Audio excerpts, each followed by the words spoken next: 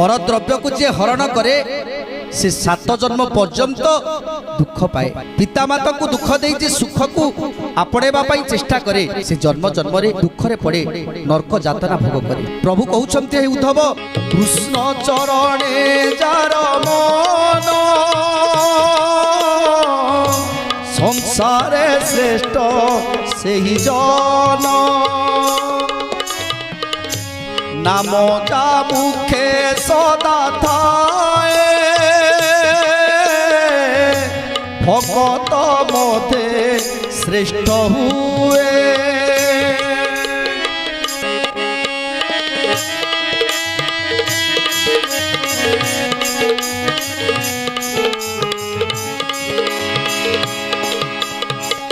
भाईर दुख रे